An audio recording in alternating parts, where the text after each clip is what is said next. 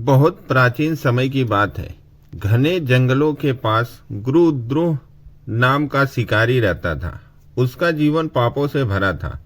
रोज one में जाकर पशुओं की हत्या करता, चोरी करता और उसी से अपने परिवार का पेट भरता। न उसे धर्म का ज्ञान रहे, न भगवान का स्मरण। फिर एक दिन आई महाशिवरात्रि। उस दिन वह अपनी गर्भवती पत्नी के साथ भोजन की खोज में निकला, पर पूरे दिन भटकने के बाद भी कुछ हाथ नहीं लगा। भूख से व्याकुल होकर वह एक सरोवर के किनारे बेल के पेड़ के नीचे छुपकर बैठ गया, इस आशा में कि कोई पशु पानी पीने आएगा और वह उसे मारकर अपनी भूख मिटा लेगा। रात्रि का प्रथम प्रहर था, तभी एक मृगी जल पीने आई। शिकारी ने धनुष पर बाण चढ़ाया। जैसे ही उसने निशाना साधा, बेल वृक्ष हिला और उसके पत्तों के साथ जल की बूंदें नीचे गिरी, और संयोग ऐसा कि वे बूंदें ठीक नीचे स्थित शिव ज्योतिर्लिंग पर जा पड़ी। अनजाने में शिव का अभिषेक हो गया। मृगी भय से कांपते हुए बोली, हे मनुष्य, मुझे थोड़ी देर के लिए छोड़ दो। मैं अपने अनाथ बच्चों की व्यवस्था करके लौट आऊंगी। उसकी करुण पुकार सुनकर शिकारी का कठोर हृदय पहली बार पिघला। उसने उसे जाने दिया। उसकी प्रतीक्षा में पहला प्रहर जागरण में बीत गया। दूसरा प्रहर आया। अब उसी मृगी को खोजती उसकी बहन वहां पहुंची। शिकारी ने फिर बाण उठाया, फिर पेड़ हिला, फिर बेलपत्र और जल शिवलिंग पर गिरे। दूसरी बार पूजा हो गई। उस मृगी ने भी बच्चों का हवाला देकर समय मांगा और लौटने की सौगंध खाई। निषाद ने उसे भी जाने दिया। दूसरा प्रहर रात्रि जागरण में चला गया। तीसरा प्रहर अब एक बलवान मृग वहां आया। वही दृश्य दोहराया गया। बाण उठा, पेड़ हिला, शिवलिंग पर जल और बेलपत्र गिरे। तीसरी बार पूजन हो गया। मृग ने भी अपने परिवार की रक्षा के लिए समय मांगा और लौटने का वचन दिया। घर पहुंचकर तीनों ने अपनी अपनी कहानी सुनाई।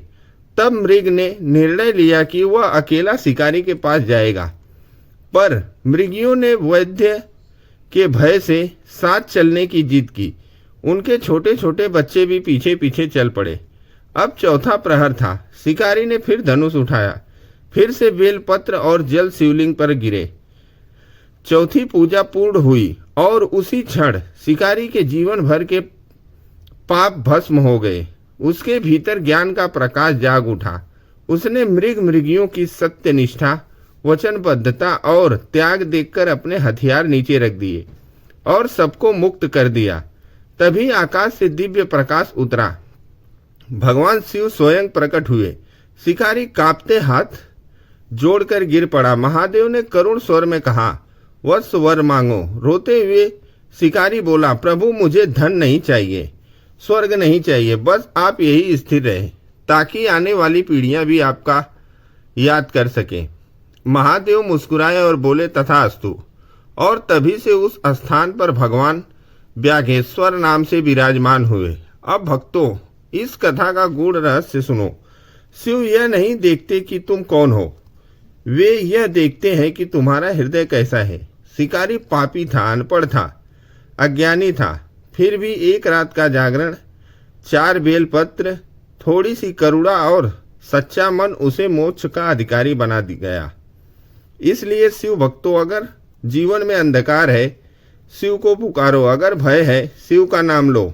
अगर टूट चुके हो, शिव को याद करो। महादेव विधि नहीं देखते, भावना देखते हैं। दिखावा नहीं देखते, समर्पण देखते हैं। और याद रखना, महादेव केवल देव नहीं है, वे पिता हैं, वे मित्र हैं, वे मार्गदर्शक हैं।